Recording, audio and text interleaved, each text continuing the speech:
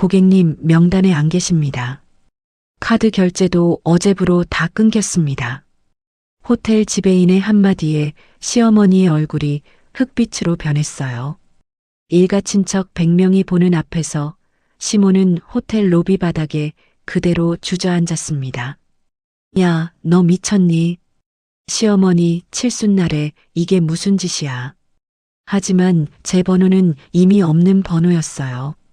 제 카드로 명품 긁고 제 호텔 카드로 동네방네 자랑하던 시어머니가 친척들 앞에서 단체로 쫓겨난 그날의 이야기 지금 시작합니다. 사연이 시작하기 전 좋아요와 구독을 눌러주세요.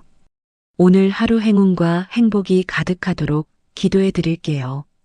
호텔 로비의 샹들리에 불빛이 대리석 바닥 위로 길게 늘어졌습니다.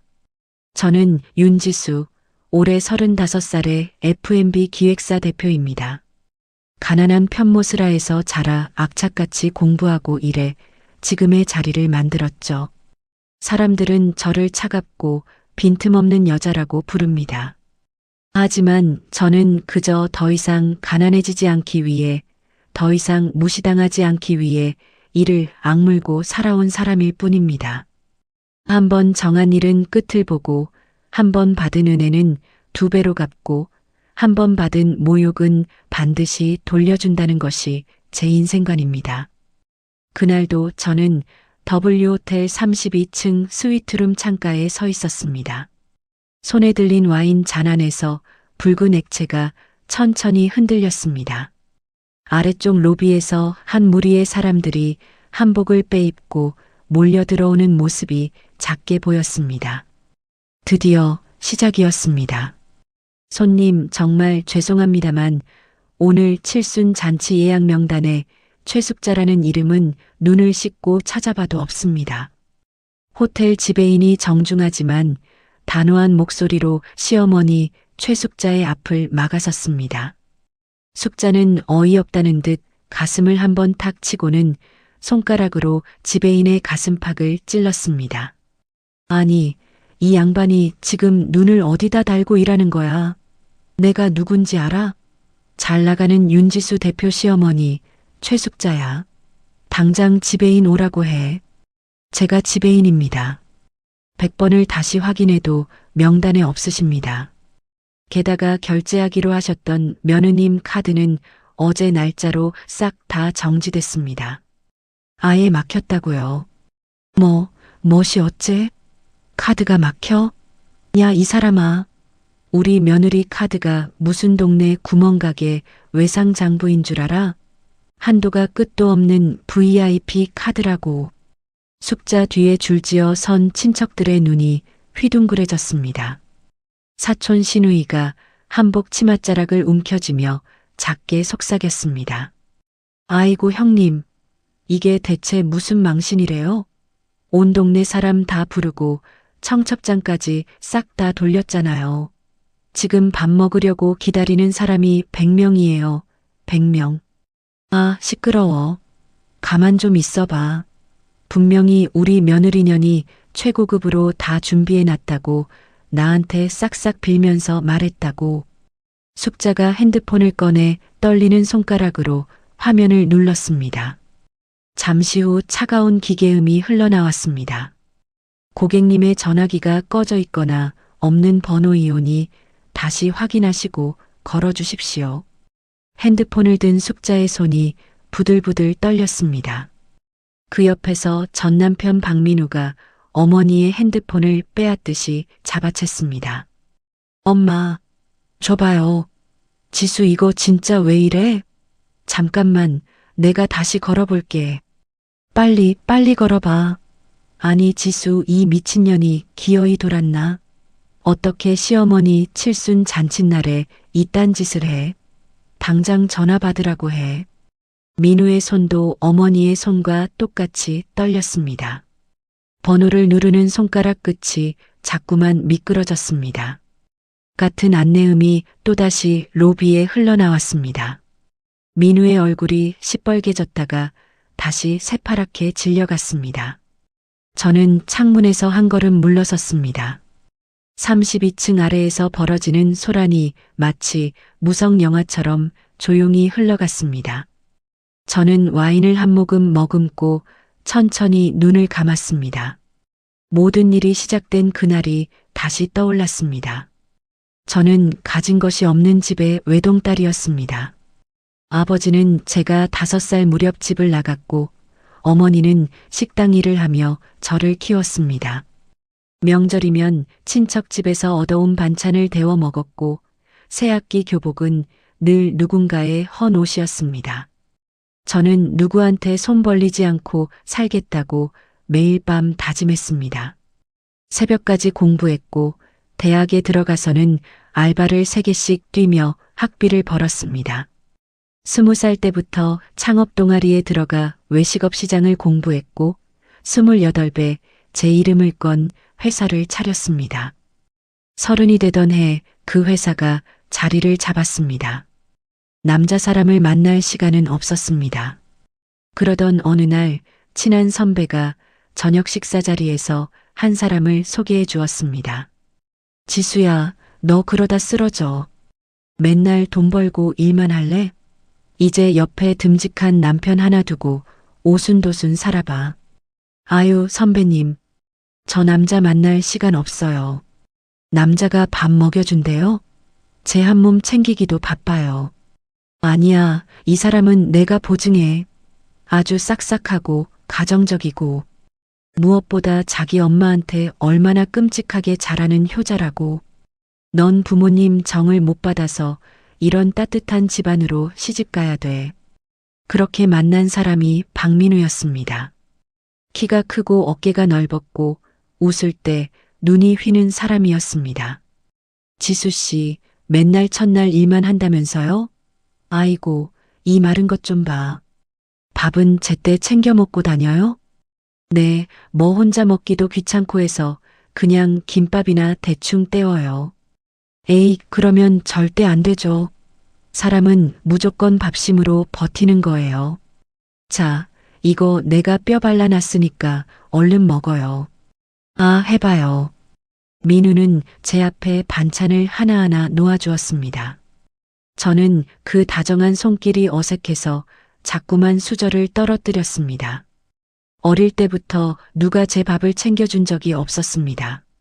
그 작은 친절이 제 가슴 한구석을 무너지게 만들었습니다.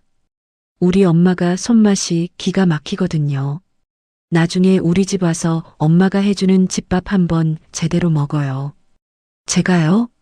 갑자기 찾아가면 어머님이 싫어하시지 않을까요? 아이고, 무슨 소리. 우리 엄마가 사람을 얼마나 좋아하는데요. 우리 집은 친척들도 자주 오고 맨날 시끌벅적하고 따뜻해요. 지수 씨도 우리 식구 되면 외로울 틈이 없을 거예요. 저는 사람 많고 시끌벅적하다는 그 말에 흔들렸습니다. 혼자 끓여 먹는 라면, 혼자 자는 원룸, 혼자 맞이하는 명절. 그 모든 외로움이 한꺼번에 무너져 내리는 기분이었습니다. 처음 인사를 드리러 간 날, 시어머니 최숙자는 앞치마를 두른 채 저를 맞았습니다. 아이고, 내가 우리 귀한 아들 민우가 만난다는 그 아가씨야? 인물도 아주 훤하고 참하네. 처음 뵙겠습니다, 어머님. 윤지수라고 합니다. 부족하지만 예쁘게 봐주세요. 그래, 뻘쭘하게 서 있지 말고 빨리 앉아. 우리 아들 내미가 입이 마르도록 칭찬하더라. 그래, 직장은 어디 튼튼한 데 다닌다고? 아, 남의 밑에서 일하는 건 아니고요. 제가 조그맣게 회사를 하나 차려서 사장으로 일하고 있습니다. 어머머, 회사를 운영해? 젊은 여자가? 그럼 내가 그 회사 대표 사장님이라는 거야? 숙자의 눈이 그 순간 잠깐 반짝였습니다. 저는 그때 그 눈빛의 의미를 몰랐습니다. 그저 어머니가 좋아하시는구나, 그렇게만 생각했습니다. 내가 우리 민우 아빠 일찍 보내고 평생 이 아들내미 하나만 쳐다보고 애지중지 키웠어. 며느리 들어오면 피차일반 내 친딸처럼 예뻐해주고 보듬어줄 거야. 걱정 마. 정말 감사합니다, 어머님. 저도 친어머니처럼 잘 모시겠습니다. 그래야지. 우리 집은 나랑 민우 이렇게 단출하니까 너만 복덩이처럼 굴러들어오면 우리 집안은 만사형통이야. 숙자는 제 손을 두 손으로 꼭 잡아주었습니다. 그 손이 따뜻하다고 느꼈습니다. 그 따뜻함이 거짓이라는 것을 알기까지는 오래 걸리지 않았습니다. 결혼식 비용은 거의 제가 댔습니다. 신혼집도 제 돈으로 마련했습니다. 민우네 쪽에서는 예단이라며 작은 보따리 하나가 들어왔을 뿐이었습니다. 여보, 미안해. 우리 엄마가 평생 고생만 해서 지금 모아둔 돈이 없잖아. 혼수랑 집값 내가 다 내게 해서 내가 진짜 체면이 안 선다. 괜찮아, 민우 씨. 부부가 같이 살면서 돈 있는 사람이 좀 더 내면 어때? 나는 돈보다 민우 씨의 따뜻한 마음만 보고 가는 거야. 지수야, 내가 평생 잘할게. 너 진짜 내 은인이다. 내가 평생 손에 물 한 방울 안 묻히게 해줄게. 저는 그 말이 사랑인 줄 알았습니다. 사랑이 아니라 계산이었다는 것을 그때는 정말 몰랐습니다. 다시 눈을 뜨자 와인 잔이 비어 있었습니다. 창밖으로는 어둠이 깔리기 시작했고 로비의 소라는 더 커져 있었습니다. 저는 잔을 내려놓고 천천히 창가로 다시 다가갔습니다. 아이고 나라, 이놈들아, 내 옷 구겨져. 내 며느리가 누군지 알아? 여기 VIP 사장님이야. 내가 전화 한 통이면 너희들 당장 길거리로 쫓겨날 줄 알아. 숙자의 목소리가 보안 요원에게 잡힌 채 거칠게 터져 나왔습니다. 민우는 친척들 앞에서 어쩔 줄을 모르고 어머니와 호텔 직원 사이를 왔다 갔다 했습니다. 좀 비켜봐요. 여보, 윤지수, 제발 전화 좀 받아봐. 윤지수, 너 대체 어디 있는 거야? 제발 우리 좀 살려줘. 민우가 허공에 대고 외쳤습니다. 저는 그 외침이 닿지 않을 곳에 서 있었습니다. 번호는 이미 바꾼 지 오래였고 제 마음의 문은 그보다 훨씬 전에 닫혔습니다. 아이고 동서, 이게 대체 웬 난리구실해. 동네방네 잘난 며느리 얻었다고 유세는 다 떨더니 호텔 문턱도 못 넘고 이게 무슨 개망신이야. 나 부끄러워서 못 살아. 형수님, 우리 그냥 가렵니다. 동네 사람들 보기 창피해서 더는 못 서 있겠네. 갑시다가. 친척들이 하나둘 한복 자락을 걷어쥐고 회전문 쪽으로 빠져나갔습니다. 숙자가 그 등 뒤에 대고 비명처럼 외쳤습니다. 아이고 어디가? 가지마. 밥은 먹고 가야지. 나 칠순이야. 평생 한 번 있는 내 칠순 잔치라고. 이 나쁜 년아, 내 칠순을 이렇게 망쳐. 그 목소리가 대리석 로비에 부딪혀 길게 울렸습니다. 저는 창문에 손바닥을 가만히 댔습니다. 유리 너머의 공기는 차가웠지만 제 가슴속은 처음으로 따뜻해지고 있었습니다. 뒤에서 누군가의 발걸음 소리가 들려왔습니다. 강도진이었습니다. 도진은 제 옆에 서서 함께 아래를 내려다보았습니다. 지수 씨, 이렇게 독하게 마음먹었는데 괜찮습니까? 네, 괜찮아요. 살면서 오늘처럼 속이 뻥 뚫리고 시원한 날은 처음이네요. 거짓말. 얼굴은 금방이라도 울 것 같은 표정인데요. 10년 동안 가슴에 꽉 막혀 있던 썩은 체증이 이제야 확 내려가서 어색한가 보죠. 도진이 작게 웃었습니다. 저는 그 웃음을 보며 잠시 숨을 골랐습니다. 전화 한 통이면 이렇게 쉽게 쫓아낼 사람들을 왜 그 긴 세월 동안 바보같이 다 참고 살았을까요? 제가 너무 미련했어요. 바보같이 참은 게 아니죠. 이 순간을 위해서 조용히 칼을 갈고 증거를 모았던 거잖아요. 가장 완벽하게 한 번에 싹 다 터뜨리려고. 맞아요. 가장 아픈 날 가장 비참하게 만들어주고 싶었어요.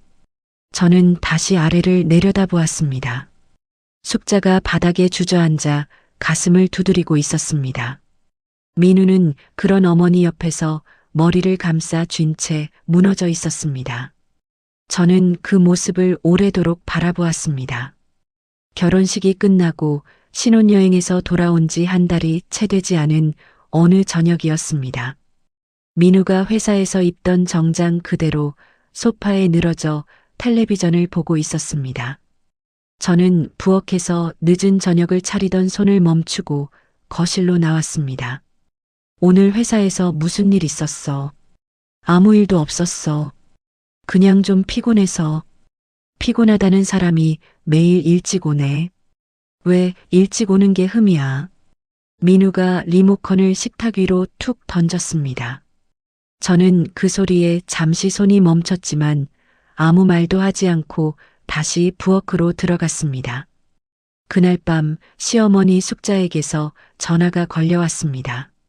지수야, 너 우리 민우한테 회사 좀 그만두라고 안 그러니? 네, 어머님.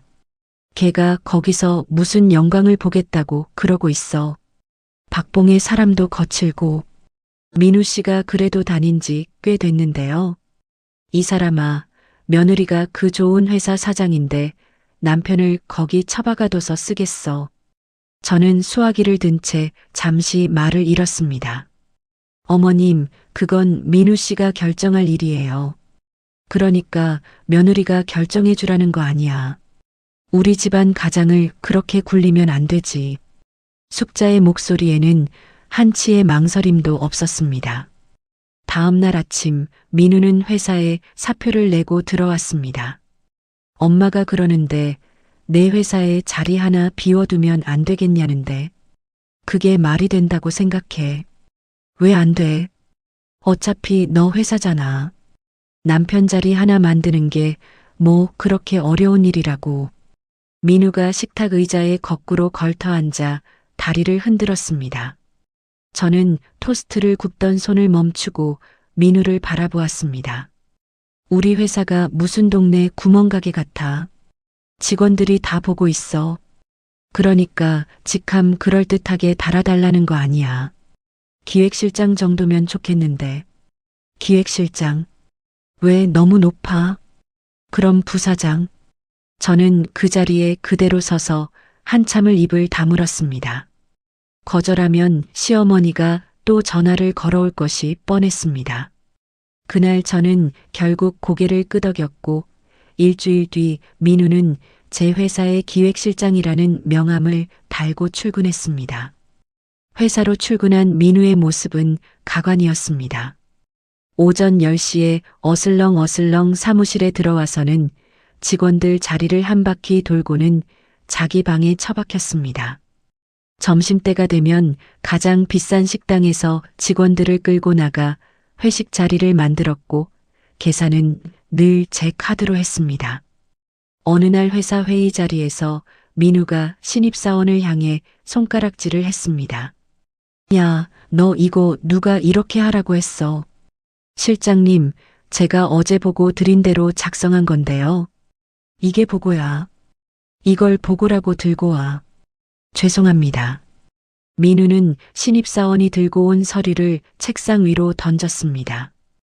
회의실 안의 공기가 얼어붙었습니다. 저는 회의실 유리문 너머에서 그 모습을 지켜보다가 천천히 문을 열고 들어갔습니다. 박 실장, 잠깐 봐. 왜 회의 중인데? 잠깐 보자고. 제 방으로 들어온 민우가 의자에 털썩 앉으며 한숨을 푹 쉬었습니다. 저는 책상 앞에 서서 민우를 내려다보았습니다. 직원들한테 그렇게 함부로 하지 마. 내가 뭘 함부로 했는데. 방금 그 모습이 함부로가 아니면 뭐야. 야, 윗사람이 아랫사람한테 좀 뭐라고 할 수도 있는 거지. 회사 생활 그렇게 해서 어디다 써먹어. 민우가 자리에서 일어나 제 책상 모서리에 손바닥을 짚었습니다. 내가 여기 들어와서 가오 좀 잡으려는데 마누라가 사사건건 토달면 어떡해. 가오를 잡으려고 회사에 출근하는 거였어. 그럼 뭐 일하러 와.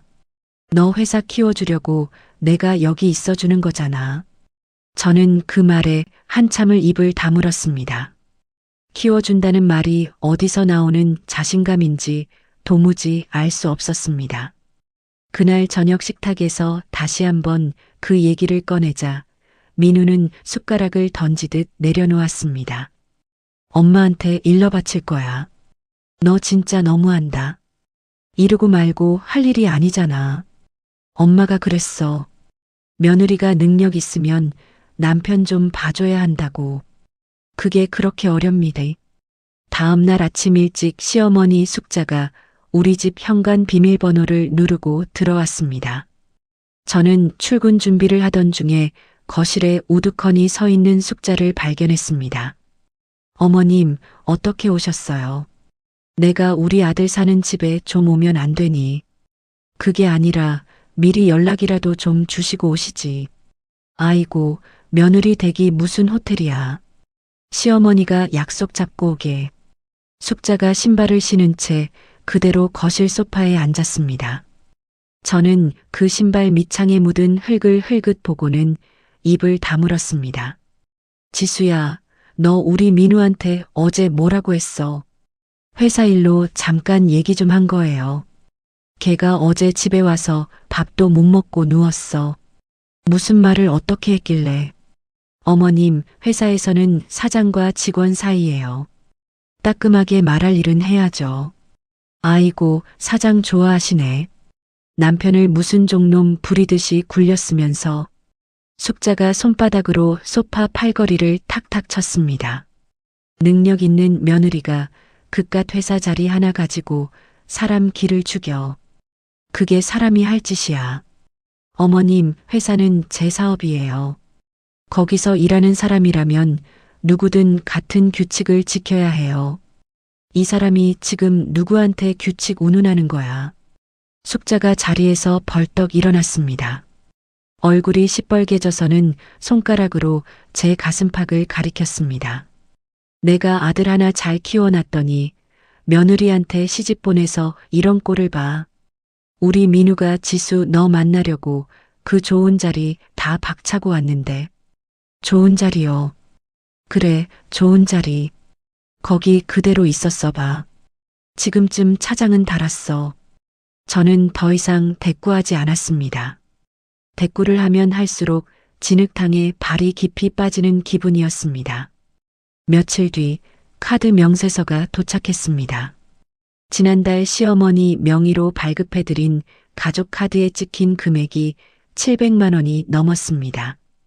백화점, 호텔 라운지, 한정식집, 보석상까지. 저는 그 명세서를 한참 들여다보다가 숙자에게 전화를 걸었습니다. 어머님, 이번 달 카드 사용액이 좀 많으셨어요. 왜 며느리가 시어머니 돈 쓰는 게 아까워? 아깝다는 게 아니라요. 한 번에 너무 많이 쓰셔서요. 숙자가 수화기 너머로 콧방귀를 뀌었습니다. 내가 동네 친구들 모아놓고 며느리 자랑 좀 했다. 우리 며느리가 호텔 VIP 카드까지 만들어줬다고. 어머님, 그 카드는 제 업무용이에요. 업무용이면 어때? 시어머니가 좀 쓰면 되지. 너희 회사 그 카드로 호텔 라운지에서 친구들 차 한 잔 산 게 그렇게 큰일이야. 어머님, 이 사람아, 내가 동네에서 얼굴 들고 다니려면 그 정도는 써야 돼. 시어머니 체면이 곧 며느리 체면이야. 저는 수화기를 든 채 천천히 눈을 감았습니다. 시어머니 체면이 곧 며느리 체면이라는 그 말이 제 평생 들어본 말 중에 가장 뻔뻔한 말이었습니다. 그날 밤 늦게 민우가 술에 잔뜩 취해 들어왔습니다. 넥타이가 풀린 채 한쪽 어깨에 걸려 있었고 셔츠 단추는 2개나 풀려 있었습니다. 어디서 이렇게 마셔? 회사 거래처 사람들이랑 한잔했지.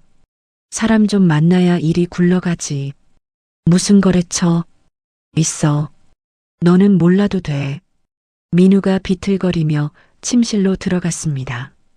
저는 거실에 남아 민우의 양복 재킷을 정리하다가 안주머니에서 떨어진 영수증 한 장을 발견했습니다. 모텔 영수증이었습니다. 시간은 새벽 2시. 저는 그 종이를 손바닥 안에 꼭 쥐었습니다. 손끝이 차가워지면서 가슴 한가운데가 천천히 식어갔습니다.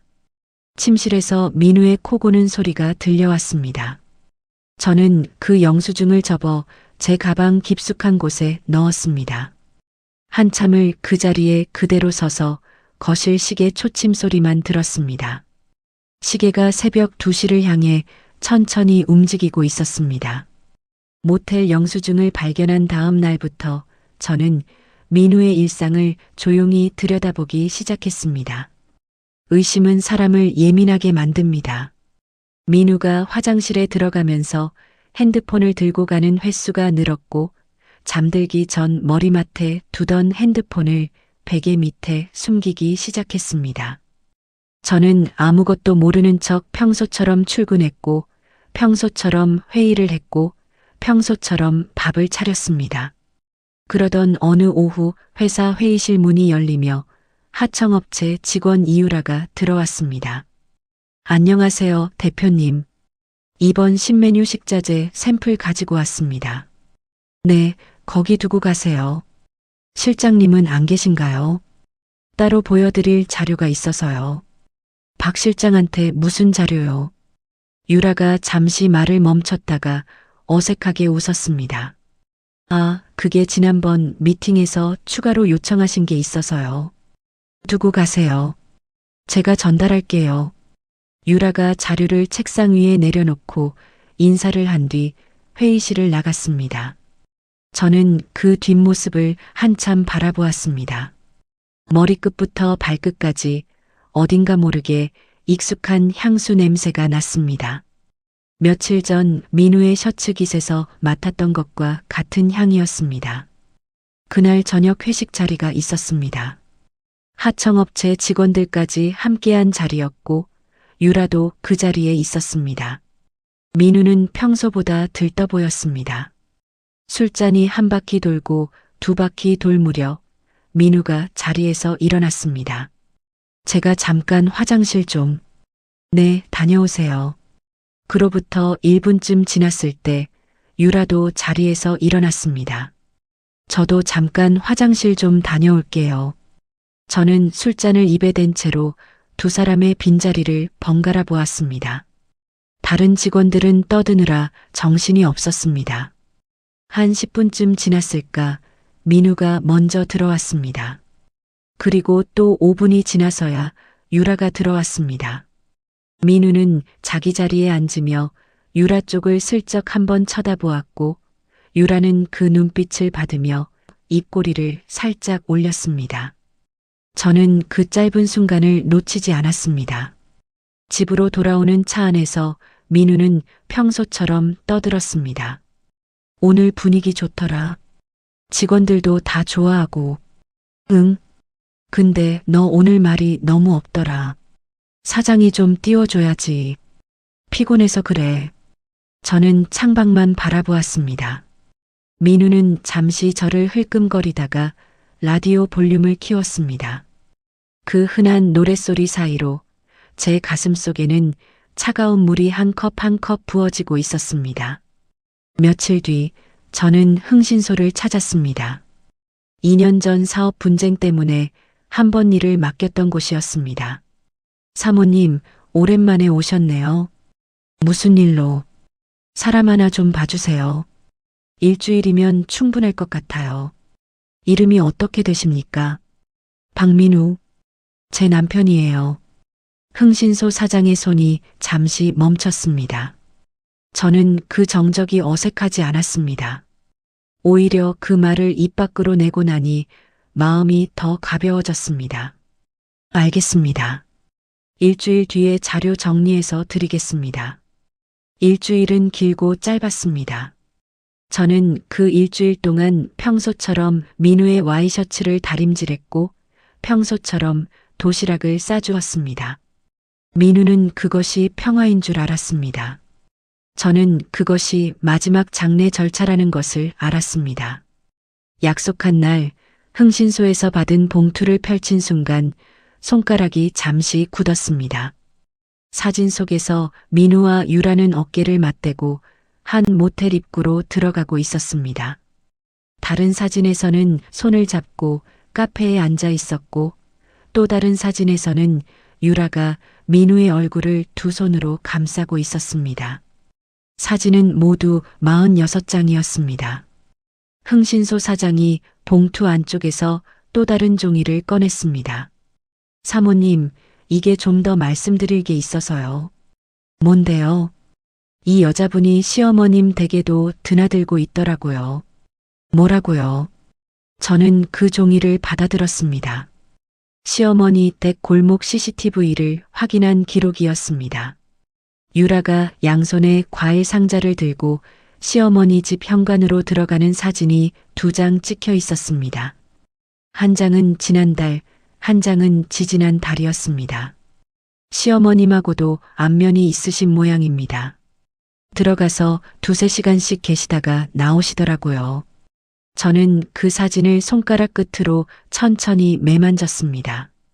손끝이 차가워지면서 입술이 마르기 시작했습니다.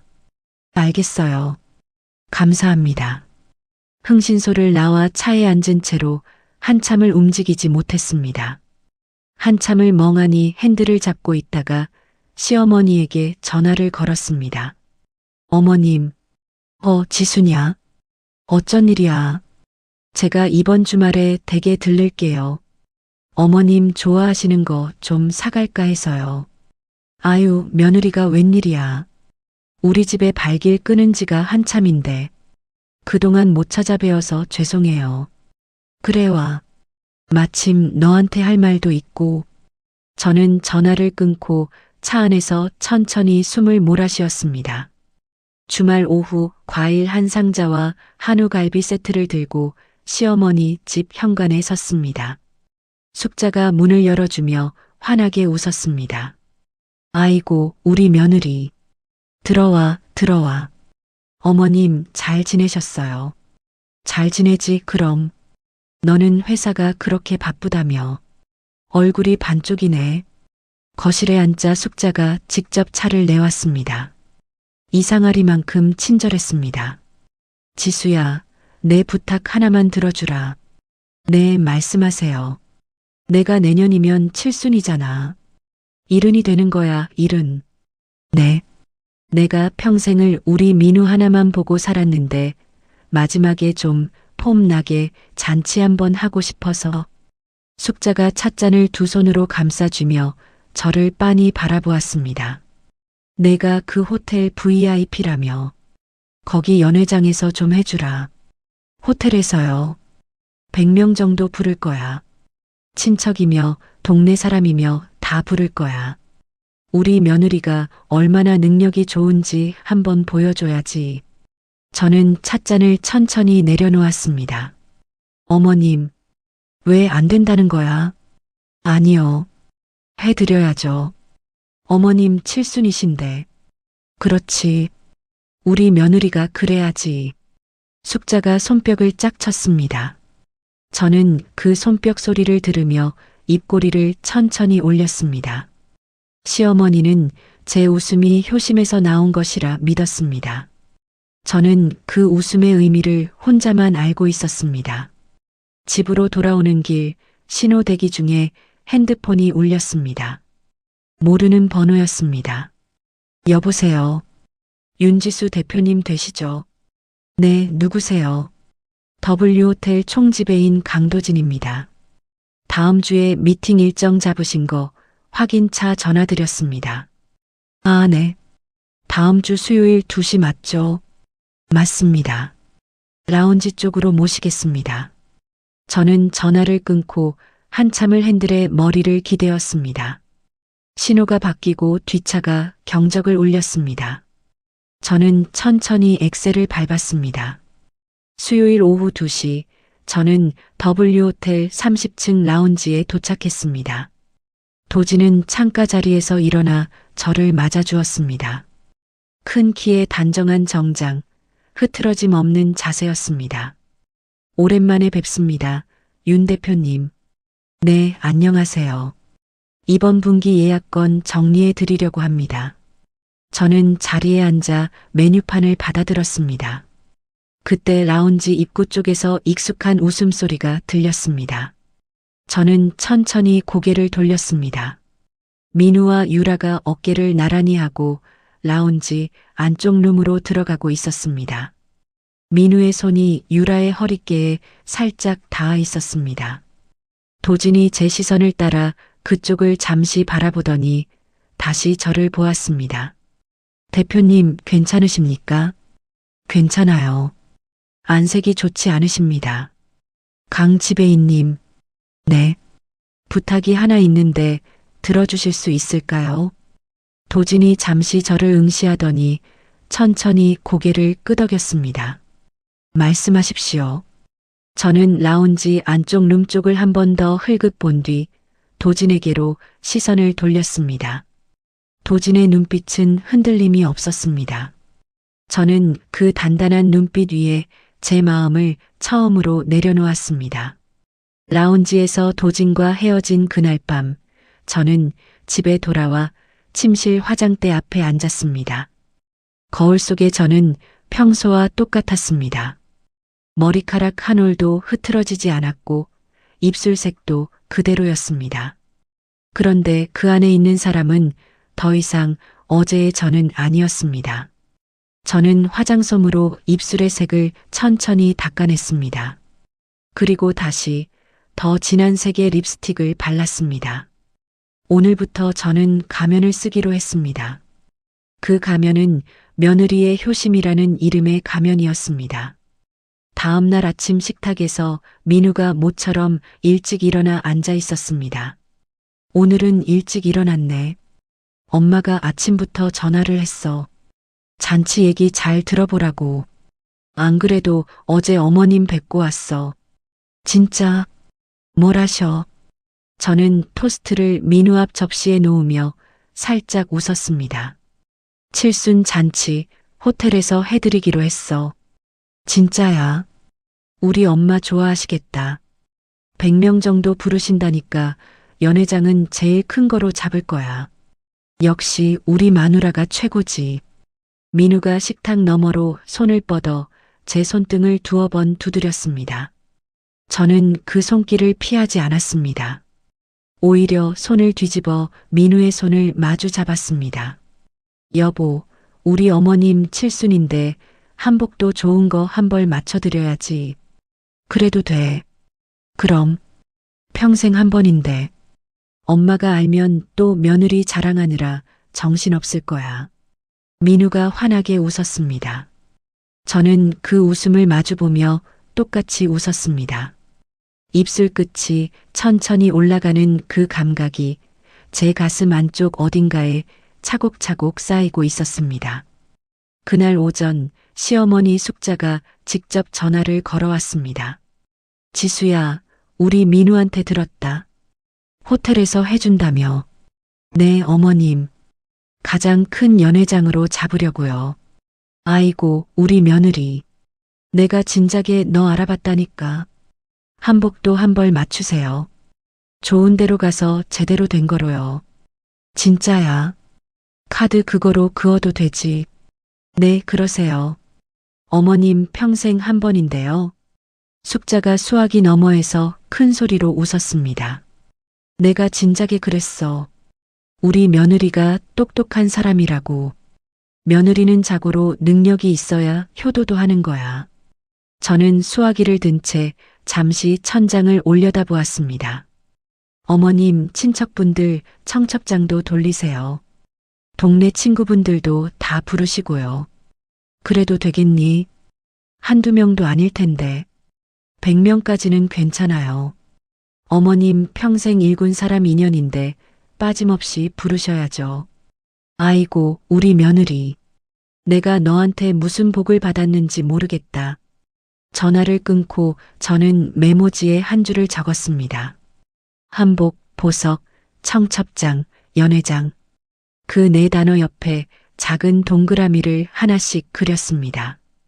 그 동그라미들이 모두 채워질 때 한 번에 무너질 것이었습니다. 그날 오후 회사로 출근한 저는 회계팀장을 제 방으로 조용히 불렀습니다. 팀장님, 부탁드릴 일이 있어요. 네, 대표님. 말씀하세요. 박 실장 명의로 나간 회사 자금 흐름을 지난 1년치 다 뽑아주세요. 박 실장님이요. 네. 비밀리에 부탁드려요. 직원들 누구도 알면 안 돼요. 회계팀장이 잠시 저를 바라보았습니다. 그동안 얼마나 많은 것을 보고도 입을 다물고 있었을지 저는 그 표정에서 짐작할 수 있었습니다. 알겠습니다. 이번 주 안으로 정리해서 가져오겠습니다. 그리고 한 가지 더, 결제 라인에서 박 실장을 슬그머니 빼주세요. 본인 모르게요. 네, 그렇게 처리하겠습니다. 회계팀장이 나가고 저는 의자에 등을 깊이 기댔습니다. 창밖으로 해가 천천히 기울고 있었습니다. 사흘 뒤 회계팀장이 두꺼운 서류 봉투를 들고 제 방으로 들어왔습니다. 대표님 보시면 좀 충격이실 겁니다. 얼마나 되나요? 지난 1년간 약 4억 정도가 박 실장님 통해서 외부로 빠져나갔습니다. 거래처 페이백, 가짜 용역 계약, 이런 식으로요. 4억? 네. 그 중에 한 1억 정도는 한 오피스텔 보증금으로 들어간 정황이 있습니다. 저는 봉투에서 서류를 한 장씩 천천히 넘겼습니다. 숫자들이 가지런히 줄지어 있었습니다. 그 줄지어 있는 숫자들 사이에서 민우와 유라가 손을 잡고 들어갔다던 모텔 영수증들이 자꾸만 겹쳐 보였습니다. 팀장님, 이거 원본은 잘 보관해 주시고 사본 2부 더 만들어 주세요. 네, 알겠습니다. 수고하셨어요. 정말 고맙습니다. 대표님, 네. 건강 잘 챙기십시오. 회사는 저희가 지키겠습니다. 저는 그 말에 잠시 눈을 감았습니다. 회사에서 누군가가 저를 걱정해 준다는 그 사실이 그때까지의 모든 외로움을 잠시 잊게 해주었습니다.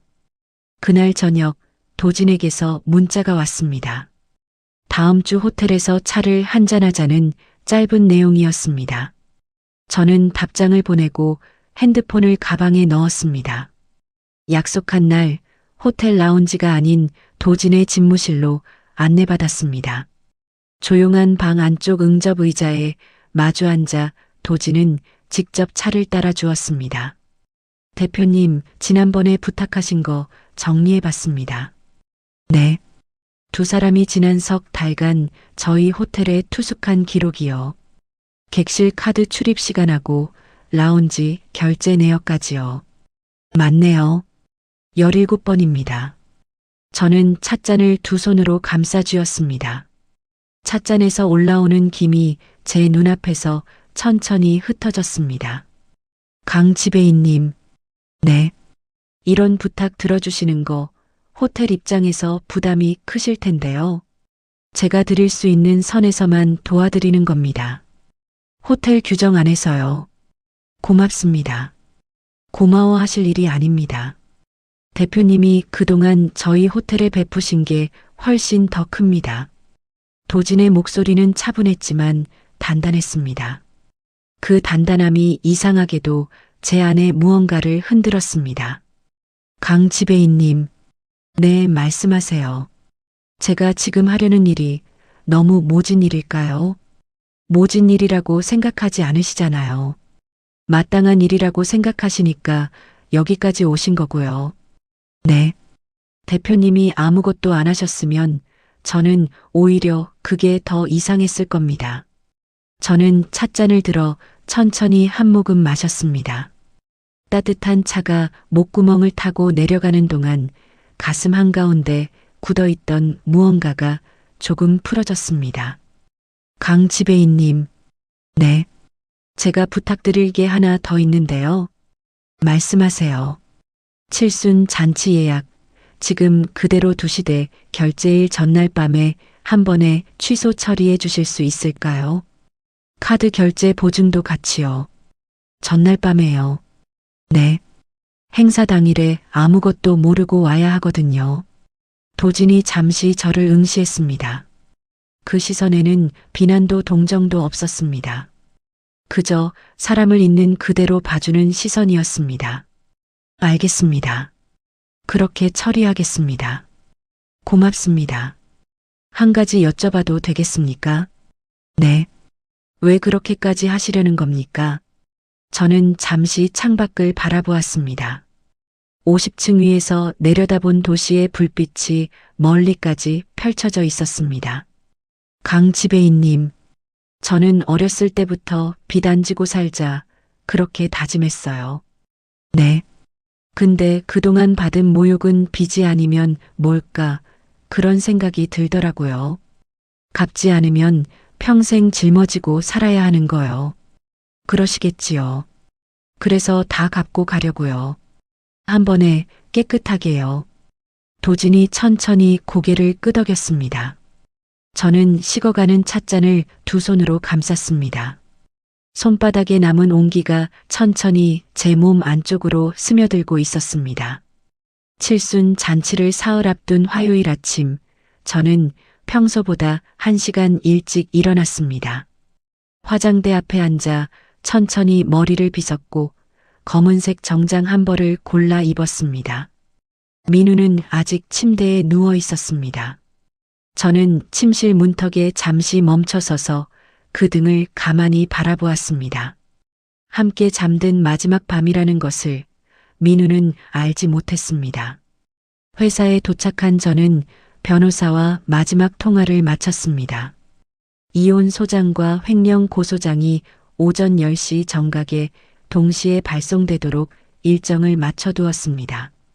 유라 앞으로 보낼 상간 위자료 청구서와 업무방해 고소장도 같은 시간에 출발할 예정이었습니다. 10시 5분 핸드폰 진동이 울렸습니다. 민우의 번호였습니다. 저는 핸드폰을 책상 위에 그대로 둔 채 창밖을 바라보았습니다. 진동은 5번을 울리고 멈췄다가 다시 5번을 울렸습니다. 그리고 1분쯤 뒤 시어머니 숙자에게서 전화가 왔습니다. 저는 그 진동도 받지 않았습니다. 오후 2시 무렵 회사 1층 로비가 시끄러워졌다는 보고가 올라왔습니다. 인터폰을 들자 안내데스크 직원이 다급한 목소리로 말했습니다. 대표님, 박 실장님하고 어머님이 오셨는데요. 막 소리를 지르세요. 어떻게 할까요? 올려보내지 마세요. 경호팀 부르세요. 네, 알겠습니다. 저는 인터폰을 끊고 미리 약속해 두었던 사설 경호업체에 전화를 걸었습니다. 5분 만에 검은 정장의 경호원 4사람이 회사 로비로 들어왔습니다. 저는 사장실에서 1층 로비 CCTV 화면을 켰습니다. 숙자가 안내데스크에 매달려 손바닥으로 책상을 내리치고 있었고 민우는 그 옆에서 발을 동동 굴렀습니다. 저는 1층으로 내려갔습니다. 엘리베이터 문이 열리자마자 숙자가 저를 향해 달려들었습니다. 야, 윤지수, 너 미쳤어. 우리한테 이게 무슨 짓이야. 어머님 회사예요. 직원들 다 보고 있어요. 보면 어때? 며느리라는 게 시어머니 칠순을 앞두고 이혼 소장을 보내. 민우 씨한테 보낸 거예요. 어머님한테 보낸 게 아니에요. 그게 그거지. 내 아들한테 보낸 게 나한테 보낸 거랑 뭐가 달라. 숙자가 손가락을 치켜들고 제 얼굴 앞에 들이밀었습니다. 저는 그 손가락을 피하지 않고 똑바로 마주 보았습니다. 어머님 모텔 영수증, 사진, 통장 거래 내역 다 가지고 있어요. 뭐? 민우 씨가 이유라 그 여자랑 같이 다닌 호텔, 카페, 모텔 사진 다 있고요. 회사 돈으로 그 여자 오피스텔 얻어준 증거도 있어요. 숙자의 얼굴이 잠시 멈췄습니다. 민우가 옆에서 끼어들었습니다. 야, 너 무슨 말을 그렇게 함부로 해. 증거가 어디 있어. 증거 보고 싶어. 우편함 열어봐. 등기로 갔어. 윤지수, 민우 씨, 그 여자 우리 집에 데리고 가서 어머님이 밥까지 차려주셨다는 거 그것도 알고 있어. 민우의 얼굴이 새파랗게 질렸습니다. 숙자가 한 걸음 뒤로 물러서며 가슴을 두드렸습니다. 누가 그래? 누가 그런 헛소리를 해? 어머님, 그 집 골목 CCTV까지 다 확인했어요. 한 번이 아니라 여러 번이었어요. 애 못 낳는 며느리 대신이라고 그렇게 말씀하셨다면서요. 그 말도 다 들었어요. 숙자가 입을 벌렸다 닫았다 했습니다. 민우가 어머니의 팔을 잡고 흔들었습니다. 엄마, 진짜야. 진짜 그랬어. 엄마, 말 좀 해봐. 저는 두 사람을 한 번씩 천천히 바라보았습니다. 경호원이 제 옆으로 한 걸음 다가와 섰습니다. 여기서 나가주세요. 회사예요. 야, 윤지수. 칠순 잔치는 어쩔 거야. 친척들 다 불렀어. 청첩장도 다 돌렸어. 어머님 칠순 잔치요. 그래, 칠순. 모레야, 모레. 저는 잠시 입을 다물었습니다. 그리고 천천히 입꼬리를 올렸습니다. 호텔 예약은 그대로 있어요. 그건 취소 안 했어요. 진짜야. 네. 그건 그대로 두세요. 그날 어머님 가시면 돼요. 아이고, 그래도 우리 며느리가 마지막까지 사람 도리는 아는구나. 숙자가 가슴에 손을 얹고 한숨을 길게 내쉬었습니다. 민우는 그 옆에서 어머니의 등을 쓸어내렸습니다. 저는 그 모습을 가만히 바라보다가 경호원에게 짧게 고개를 끄덕였습니다. 두 분 모셔다 드리세요. 회사에서는 더 이상 할 얘기 없습니다. 두 사람이 경호원들 사이에 끼어 회전문 밖으로 나갔습니다. 저는 그 뒷모습을 끝까지 지켜본 뒤 다시 엘리베이터에 올랐습니다. 사장실로 돌아와 의자에 앉자 그제야 손끝이 떨리기 시작했습니다. 저는 두 손을 책상 위에 가지런히 올려놓고 한참 동안 그 떨림이 가라앉기를 기다렸습니다. 이틀 뒤 칠순 당일 아침이 밝았습니다. 저는 새벽 5시에 일어났습니다. 침대 옆자리는 비어 있었습니다. 민우는 사흘 전 그날 이후 집에 들어오지 않았습니다. 저는 천천히 샤워를 하고 평소에 입지 않던 진한 와인색 원피스를 꺼내 입었습니다. 머리는 깔끔하게 올려 묶었습니다. 거울 속에 저는 오랜만에 환하게 웃고 있었습니다. 호텔 32층 스위트룸으로 올라간 시간은 오전 11시였습니다. 도진이 먼저 도착해 창가에 서 있었습니다. 오셨습니까? 네, 일찍 오셨네요. 12시부터 손님들 입장이 시작될 겁니다. 1층 로비에 안내 직원도 모두 배치해 두었습니다. 수고하셨어요. 어떠십니까? 마음은 신기할 정도로 차분해요. 도진이 작게 웃으며 와인 2잔을 따라 주었습니다. 저는 잔을 받아들고 창가로 다가갔습니다. 32층 아래의 호텔 정문이 손바닥만 하게 보였습니다. 11시 40분쯤부터 한복을 차려입은 사람들이 한두 명씩 도착하기 시작했습니다. 12시 정각 시어머니 숙자가 새빨간 한복을 입고 검은색 세단에서 내렸습니다. 민우도 그 옆에서 짙은 회색 양복을 입고 따라 내렸습니다. 저는 와인 잔을 들어 천천히 한 모금 마셨습니다. 잠시 후 1층 로비 CCTV 화면이 스위트룸 벽 모니터에 떴습니다. 숙자가 호텔 지배인 앞에 한 걸음 다가서는 모습이 보였습니다. 내가 윤지수 대표 시어머니예요. 오늘 연회장 예약 확인 좀 해주세요. 고객님, 잠시만요. 명단 확인해 드리겠습니다. 지배인이 잠시 단말기를 두드리는 신용을 했습니다. 그리고 천천히 고개를 들었습니다. 고객님, 죄송하지만 오늘 연회장 예약 명단에 최숙자 고객님 성함이 없습니다. 뭐라고요? 다시 봐주세요. 분명히 있을 거예요.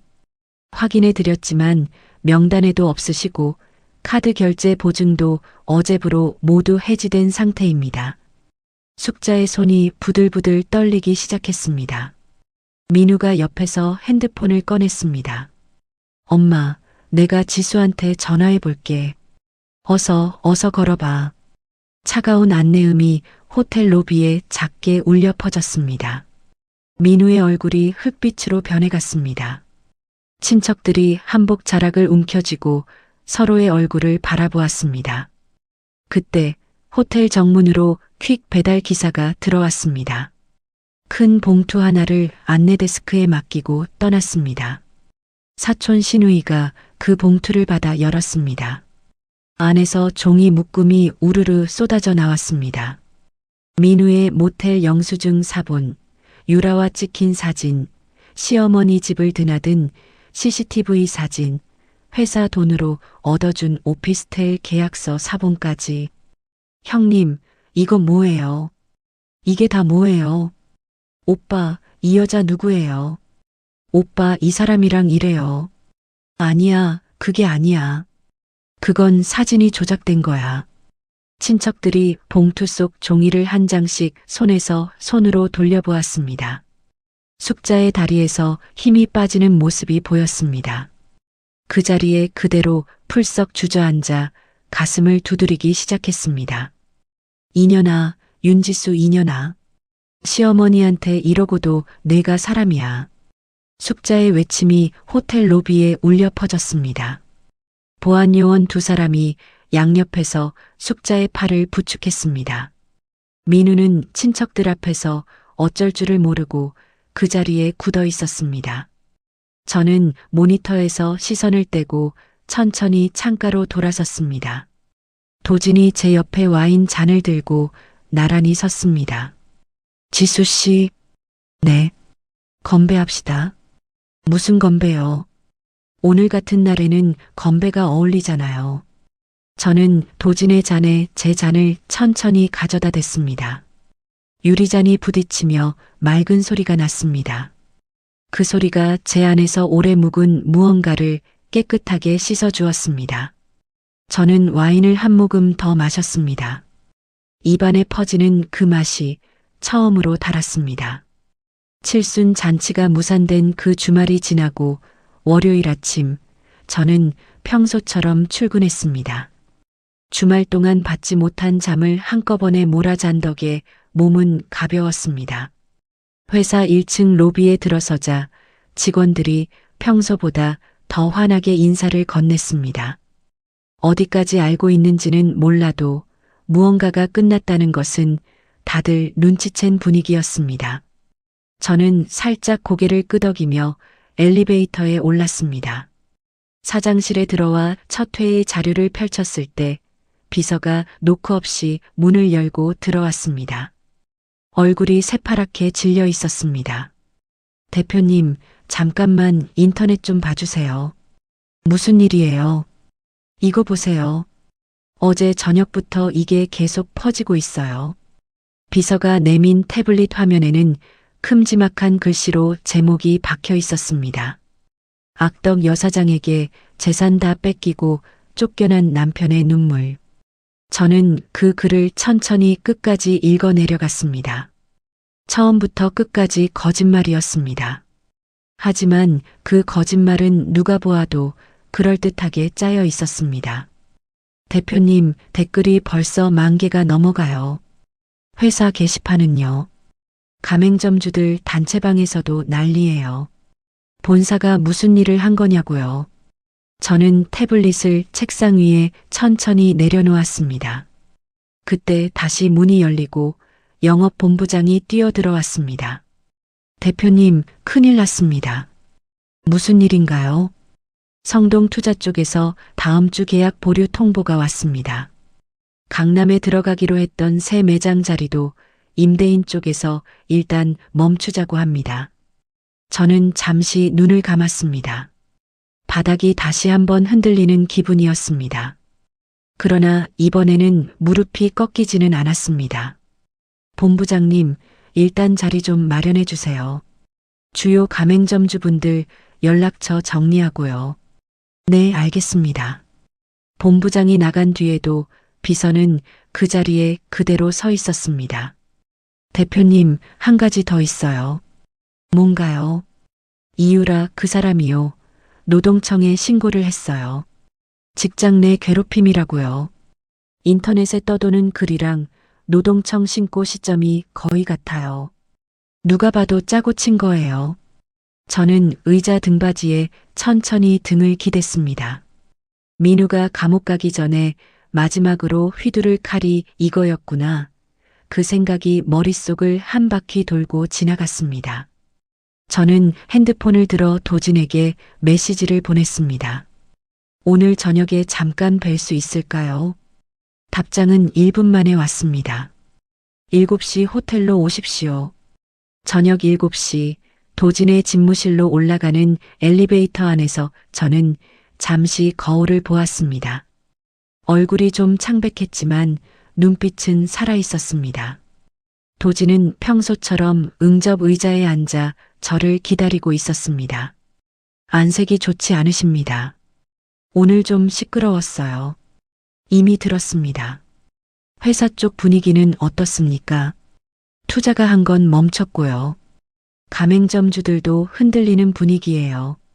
유라 쪽은 노동청에 신고까지 했고요. 도진이 말없이 차를 한 잔 따라 주었습니다. 저는 찻잔을 받아들고 한 모금 마셨습니다. 뜨거운 김이 얼굴에 닿으니 굳어있던 어깨가 조금 풀어졌습니다. 강 지배인님, 네. 제가 도움을 한 번 더 청해도 될까요? 말씀하십시오. 민우가 절대 혼자서는 이렇게 못해요. 누가 뒤에서 도와주고 있어요. 그게 누구인지, 어떻게 움직이고 있는지 알아야겠어요. 도진이 천천히 고개를 끄덕였습니다. 짐작 가는 사람이 있으십니까? 한 사람 있어요.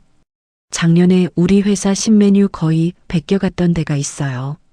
거기 대표가 민우랑 같은 학교 선후배 사이고요. 어디입니까? 이름은 말씀드릴게요. 그쪽에서 우리 레시피며 기획안이 자꾸 새나가는 게 느껴졌어요. 그동안은 증거가 없어서 가만히 있었던 거고요.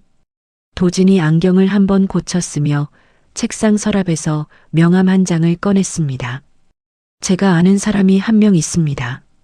예전에 큰 보안 사고가 났을 때 우리 호텔을 도와줬던 분이에요.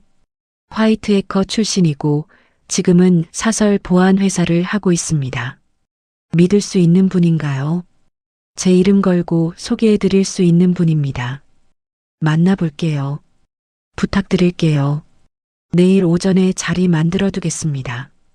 저는 명함을 받아 가방에 넣었습니다. 그리고 한참 동안 도진을 마주보고 앉아 있었습니다. 강 지배인님, 네. 왜 저한테 이렇게까지 해주세요?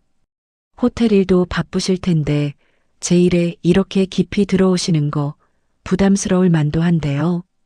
지수 씨한테 이유 말씀드려야 합니까? 도진이 잠시 시선을 내렸다가 다시 저를 바라보았습니다.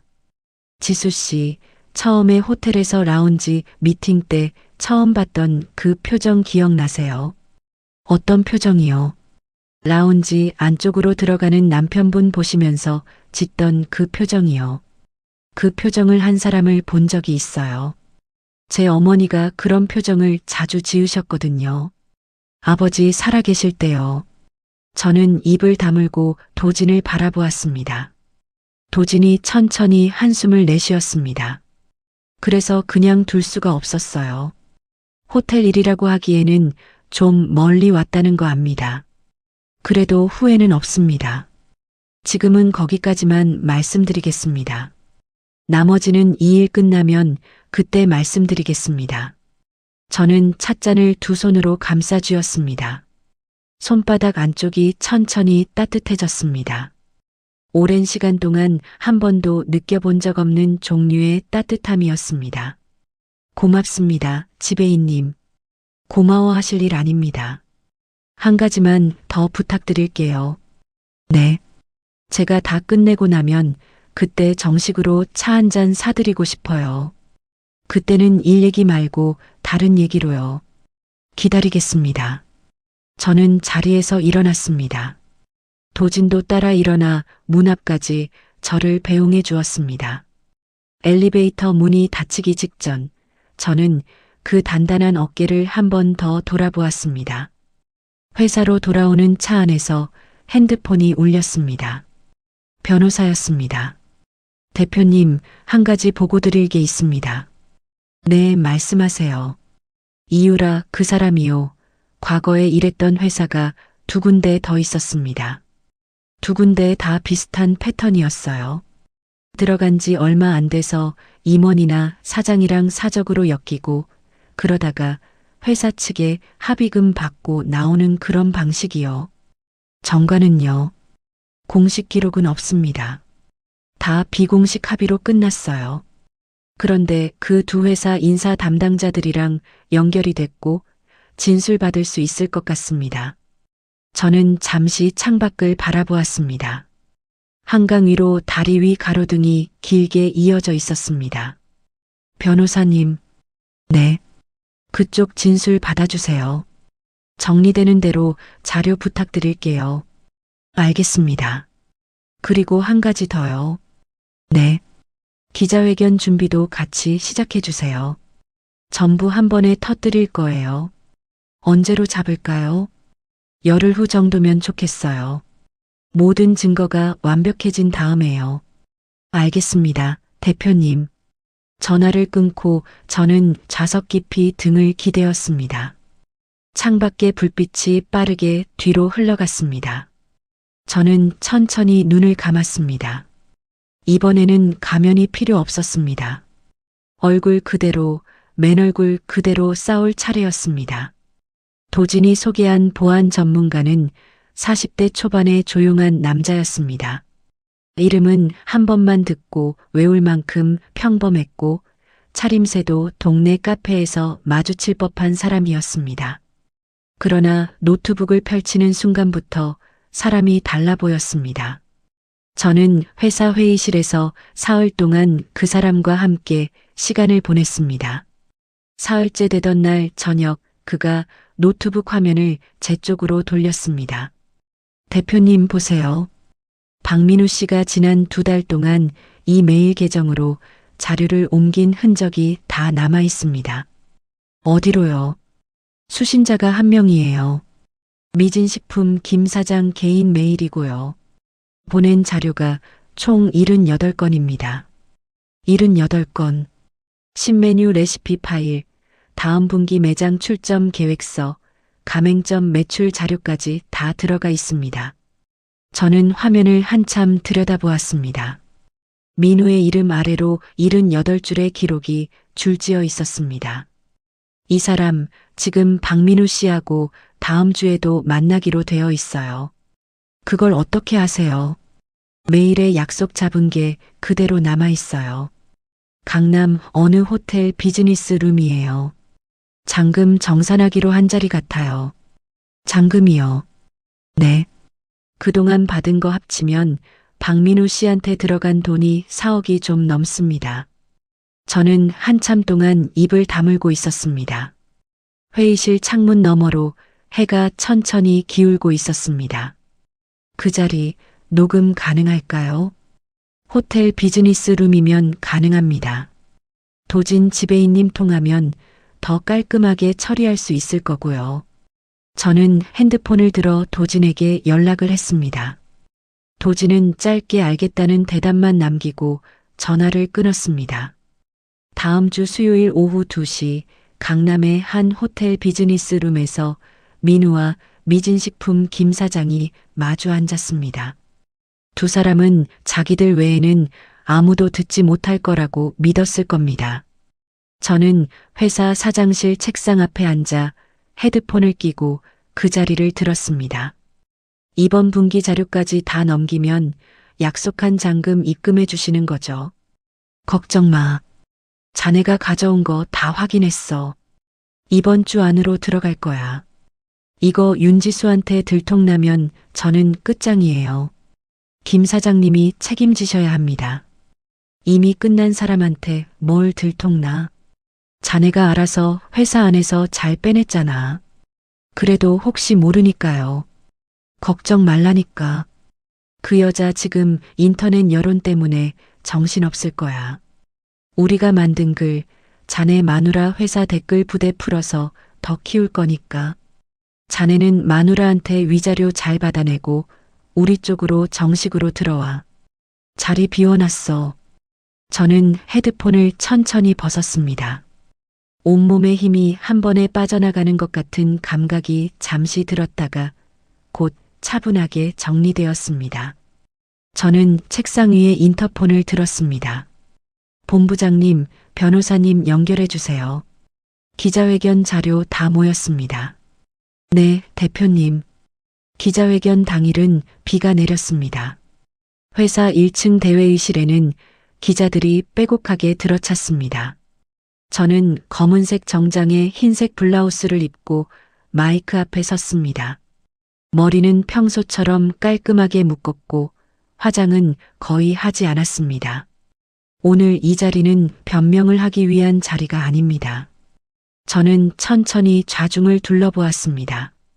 지난 몇 주 동안 저와 저희 회사에 관해 인터넷에 떠돈 이야기가 있었습니다. 악덕 여사장이 남편 재산을 빼앗고 쫓아냈다는 이야기, 회사에서 직원을 괴롭혔다는 이야기 말입니다. 그 이야기를 누가, 왜, 어떻게 만들었는지 오늘 다 말씀드리겠습니다. 저는 옆에 선 보안 전문가에게 신호를 보냈습니다. 회의실 뒤편 큰 화면에 메일 기록이 떠올랐습니다. 78줄의 자료 유출 기록이 한 줄씩 천천히 흘러갔습니다. 제 전남편 박민우 씨가 지난 2달간 경쟁사 미진식품에 저희 회사 핵심 자료를 넘겼습니다. 총 78건이고 받은 금액은 4억이 넘습니다. 회의실에서 카메라 셔터 소리가 한꺼번에 터졌습니다. 화면이 다음 장면으로 바뀌었습니다. 호텔 비즈니스 룸에서 녹음된 두 사람의 목소리가 회의실 스피커로 흘러나왔습니다. 민우의 목소리, 김 사장의 목소리, 그리고 댓글 부대 이야기까지 한마디 한마디가 끝날 때마다 기자석에서 짧은 탄성이 새어나왔습니다. 녹음이 끝난 뒤 저는 다시 마이크 앞에 섰습니다. 그리고 한 가지 더 말씀드리겠습니다. 저희 회사를 노동청에 허위로 신고한 이유라 시에 관한 부분입니다. 화면이 다시 바뀌었습니다. 이유라가 과거에 일했던 두 회사의 인사 담당자들이 카메라 앞에서 직접 진술한 영상이 흘러나왔습니다. 그때도 비슷한 방식이었어요. 임원이랑 사적으로 엮이고 2달쯤 지난 뒤에 노동청에 신고하고요. 결국 합의금 받고 조용히 나갔습니다. 우리 회사에서도 비슷한 일이 있었습니다. 다른 회사 인사 담당자들끼리 정보를 공유하면서 알게 됐어요. 영상이 끝나자 회의실이 잠시 조용해졌습니다. 저는 마이크 앞에 한 손을 가지런히 올려놓고 잠시 숨을 골랐습니다. 저는 오늘 이 자리에서 2가지 말씀을 드리고 싶습니다. 첫째, 박민우 씨와 미진식품 김 사장에 대해서는 산업기술 유출과 배임으로 형사고소를 진행하고 있습니다. 이유라 씨에 대해서도 무고와 사기 혐의로 같은 절차를 밟고 있습니다. 둘째, 저희 회사는 이번 일로 한 발자국도 물러서지 않을 것입니다. 가맹점주 여러분, 직원 여러분, 그리고 소비자 여러분께 약속드립니다. 진실을 숨기지 않고 정직하게 운영하는 회사로 더 단단해지겠습니다. 저는 마이크에서 한 걸음 물러나며 천천히 고개를 숙였습니다. 카메라 셔터 소리가 다시 한번 회의실을 가득 메웠습니다. 그날 저녁 인터넷의 분위기는 완전히 뒤집혔습니다. 저를 향한 비난글은 1시간 만에 자취를 감추었고 미진식품 본사 앞에는 기자들이 몰려갔습니다. 다음 날 새벽 민우와 김 사장은 산업기술 유출과 배임 혐의로 경찰에 긴급 체포되었습니다. 유라도 같은 날 오후 무고와 사기 혐의로 조사를 받기 위해 경찰서로 출두했습니다. 저는 회사 사장실에서 그 뉴스를 텔레비전으로 보고 있었습니다. 비서가 문을 열고 들어오더니 환한 얼굴로 보고를 했습니다. 대표님, 성동 투자 쪽에서 다시 연락이 왔어요. 계약 보류 풀고 추가 투자까지 검토하겠다고요. 추가 투자요. 네. 그리고 어제 멈춰 있던 강남 매장 자리도 임대인 쪽에서 다시 진행하자고 연락이 왔어요. 가맹점주 단체방도 분위기가 완전히 바뀌었어요. 본사가 진짜 정직한 곳이라고요. 저는 텔레비전을 끄고 의자에 깊이 등을 기대었습니다. 오랜만에 등받이가 부드럽게 느껴졌습니다. 그날 밤 도진에게서 연락이 왔습니다. 호텔 옥상 정원에서 잠깐 만나자는 짧은 메시지였습니다. 저는 가벼운 외투 하나만 걸치고 호텔로 향했습니다. 옥상 정원은 도시의 불빛이 발 아래로 펼쳐지는 곳이었습니다. 도진은 난간에 기대어 서 있다가 제 발걸음 소리에 천천히 돌아섰습니다. 수고하셨습니다, 대표님. 강 지배인님 덕분이에요. 제 덕은 아닙니다. 지수 씨가 다 한 거예요. 도진이 외투 주머니에서 작은 종이 봉투를 꺼내 제 손에 쥐어주었습니다. 이게 뭐예요? 오늘 같은 날에는 단 게 어울리잖아요. 봉투를 열어보니 작은 초콜릿 한 알이 들어 있었습니다. 저는 그것을 입에 넣었습니다. 혀끝에 단맛이 천천히 퍼졌습니다. 오랫동안 잊고 있던 맛이었습니다. 강 지배인님, 네. 이번 일 다 끝나면 차 한 잔 사드리기로 한 거 기억하시죠? 기억합니다. 그날이 언제쯤 올까요? 곧 옵니다. 도진이 천천히 미소를 지었습니다. 저는 그 미소를 마주보며 입꼬리를 천천히 올렸습니다. 바람이 옥상을 한번 가볍게 쓸고 지나갔습니다. 저는 외투 주머니에 손을 넣은 채로 도진의 옆에 가만히 서 있었습니다. 기자회견이 끝난 뒤로 한 달이 빠르게 흘러갔습니다. 민우의 첫 공판이 열린 날 저는 법정에 직접 나가지 않았습니다. 변호사가 대신 자리를 지켰고 저녁 무렵 회사 사장실로 결과를 전해왔습니다. 대표님, 박민우 씨 실형 선고됐습니다. 산업기술 유출이랑 회사 자금 횡령 다 인정됐고요. 몇 년이나요? 4년입니다. 미진식품 김 사장도 같은 날 비슷한 형이 나왔고요. 수고 많으셨어요. 이혼 판결도 다음 주에 마무리될 겁니다. 위자료는 청구하신 금액 그대로 인정됐고요. 박민우 씨 명의로 남은 재산은 거의 없어서 압류 절차로 들어가야 할 겁니다. 알겠어요. 부탁드릴게요. 전화를 끊은 뒤 저는 한참 동안 책상 위 서류만 바라보았습니다. 시원하다거나 통쾌하다거나 그런 감정은 없었습니다. 오히려 오래 들고 있던 무거운 가방을 바닥에 내려놓은 듯한 가벼움이 먼저 찾아왔습니다. 며칠 뒤 비서가 사장실 문을 조심스럽게 두드렸습니다. 대표님, 어떤 분이 1층에 찾아오셨어요. 시어머님이라고 하시는데요. 올려보낼까요? 아니면 그냥 돌려보낼까요? 1층 카페 쪽으로 모셔주세요. 제가 내려갈게요. 저는 가벼운 카디건을 어깨에 걸치고 1층으로 내려갔습니다. 카페 구석자리에 숙자가 앉아 있었습니다. 한 달 사이에 10년은 더 늙어 보였습니다. 한복도 보석도 자랑하던 그 어떤 것도 그 자리에는 없었습니다. 어머님, 지수야, 왜 오셨어요? 숙자가 잠시 손바닥으로 식탁 모서리만 매만졌습니다. 민우가 감옥에 갔다. 알고 있지. 네, 알아요. 무슨 말씀하시러 오셨어요? 내가 사는 데가 너무 좁다. 단칸방인데 화장실이 밖에 있다. 한 달에 얼마라도 좀 보내줄 수는 없겠니? 사람이 살아야지. 저는 잠시 고개를 숙이고 식탁 위 찻잔만 바라보았습니다. 숙자의 손등이 거칠고 가늘어져 있었습니다. 한때는 제 손등을 두 손으로 따뜻하게 감싸주었던 그 손이었습니다. 어머님, 응. 제가 어머님 며느리로 들어가서 한 7년쯤 됐었죠. 그래, 그쯤 됐지. 그 7년 동안 어머님이 저한테 며느리야 라고 부르신 적은 많았어요. 그런데 지수야 라고 부르신 적은 거의 없었어요. 오늘 처음 그렇게 부르신 것 같아요. 숙자가 입을 살짝 벌렸다가 다시 다물었습니다. 저는 가방에서 봉투 하나를 꺼내 식탁 위에 올려놓았습니다. 이건 한 달치 생활비예요. 이번 한 번만요. 다음 달부터는 안 보내드려요. 어머님이 저한테 베푸신 만큼만, 딱 그만큼만 갚는 거예요. 지수야. 민우 씨한테 손주 못 낳는 며느리라고 하셨던 그 말 평생 잊지 못해요. 그 여자를 집으로 부르셔서 밥상 차려주신 것도 평생 잊지 못해요. 제가 어머님 미워하는 마음으로 사는 거 아니에요.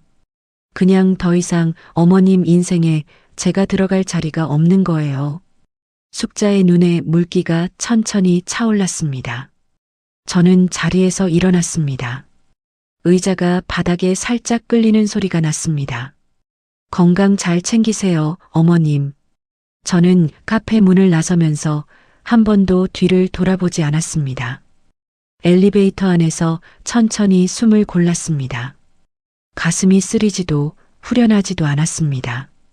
그저 끝났구나 그 한마디만 머릿속을 조용히 지나갔습니다. 새해가 지났습니다. 회사는 그 사이 아시아 5개 나라에 매장을 열었습니다. 저는 새 브랜드 하나를 더 만들었고 그 런칭 파티를 W호텔 최고 연회장에서 열기로 했습니다. 파티 당일 오후 저는 호텔 32층 스위트룸에서 옷매무새를 정리하고 있었습니다. 거울 속에 저는 3년 전 그날과 같은 방에 서 있었지만 표정은 전혀 다른 사람의 것이었습니다. 문이 열리고 도진이 들어왔습니다. 준비 다 됐어. 응. 내려갈까? 잠깐만. 저는 거울 앞에서 한 번 더 입술색을 매만졌습니다. 도진이 뒤에서 제 어깨에 살짝 손을 올렸습니다. 긴장돼. 오늘은 우리 회사 행사잖아. 내가 더 잘 알아. 그렇지. 우리 회사. 저는 도진을 돌아보며 살짝 웃었습니다. 도진이 제 손을 가만히 잡았습니다. 손바닥의 온도가 익숙했습니다. 지수야. 응. 오늘 한 가지만 약속해줘. 뭔데? 오늘은 일 생각하지 말고 그냥 즐겨. 노력해볼게.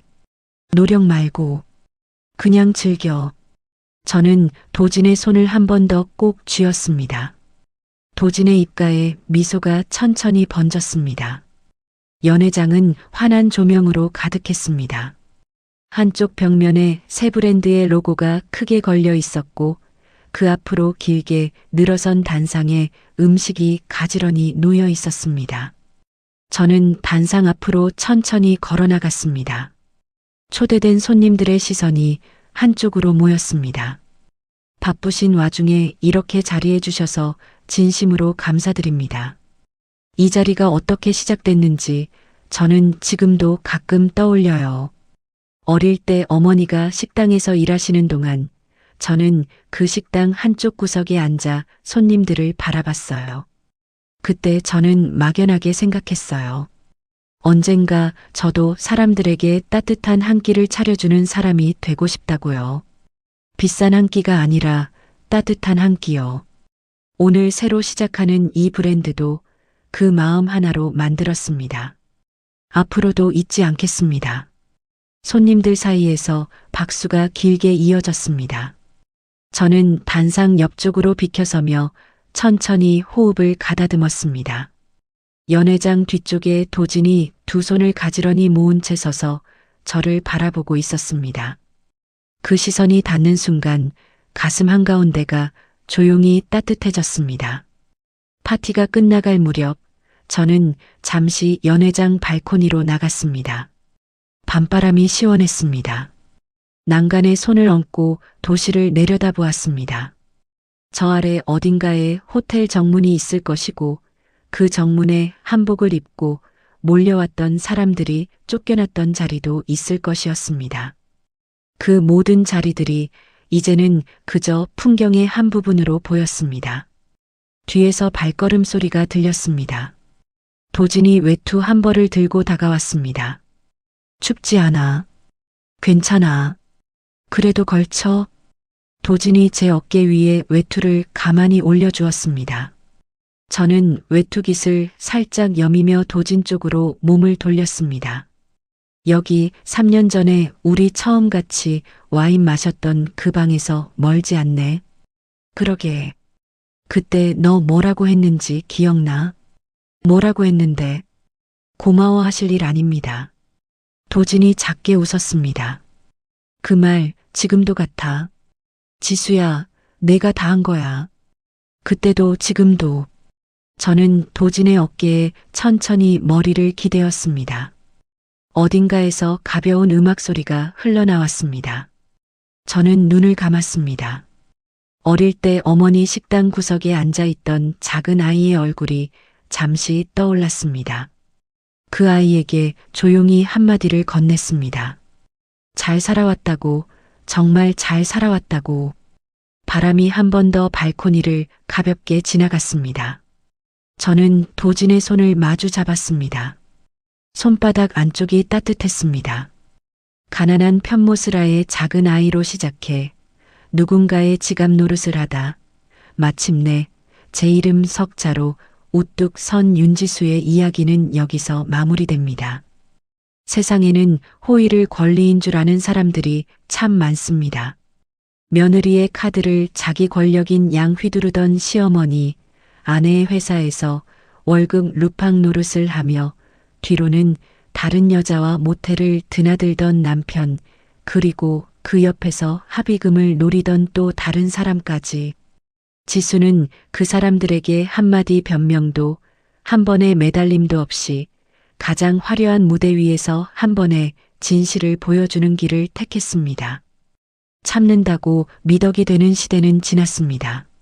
누군가 내 호의를 당연한 권리로 여기기 시작한다면 그때가 바로 선을 그어야 할 순간입니다. 지수가 그랬듯 여러분의 인생도 누구의 지갑이 아니라 여러분 자신의 이름으로 빛났으면 좋겠습니다. 오늘의 사연이 누군가의 가슴 속에 작은 용기로 남기를 바라며 이야기를 마치겠습니다.